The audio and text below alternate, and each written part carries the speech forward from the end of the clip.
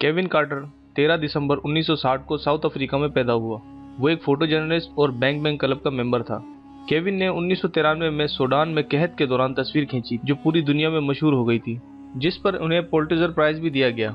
लेकिन कार्टर ने इस प्राइज के मिलने के चंद महीनों बाद ही खुदकुशी कर ली क्योंकि वो बहुत ज्यादा डिप्रेस्ड हो गया था। वो तस्वीर दरअसल एक बच्ची की थी जो भूख की वजह से मरने के करीब थी। पास ही एक गिद्ध बैठा उसके मरने का इंतजार कर रहा था ताकि उसे नोच नोच कर खा सके।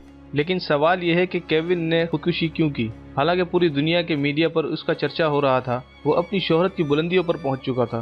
फिर कुछ यूं हुआ कि एक इंटरव्यू के दौरान कार्टर से किसी ने पूछा कि आपने तस्वीर तो बहुत जबरदस्त ली है, लेकिन इस बच्ची का क्या हुआ?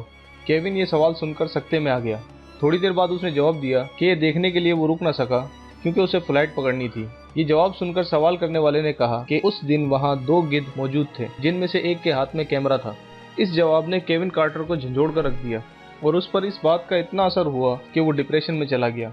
27 जुलाई 1994 को Carter Field and Study Center park के सामने ड्राइव कर रहा था जहां वो बचपन में खेला करता था।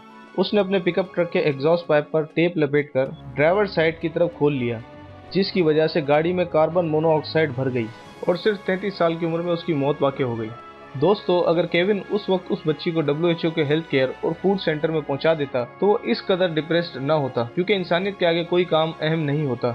और जरा सोचिए, कहीं हम लोग भी तो इस तरह के नहीं हो गए जो हाथ में मोबाइल पकड़े हर तरफ सिर्फ इसी ताक में रहते हैं कि कोई दिलचस्प सा वाकया नजर आ जाए या कोई हादसा हो जाए। हम फौरन अपनी जेबों से मोबाइल निकाल लेते हैं, किसी की मदद के लिए फोन करने को नहीं, बल्कि इस हादसे की तस्वीर बनाने या वीडियो बनाने के लिए, वो भी सिर्फ व्यूज, लाइक और थोड़ा सा फहम हासिल करने के लिए। जरा सोचिए।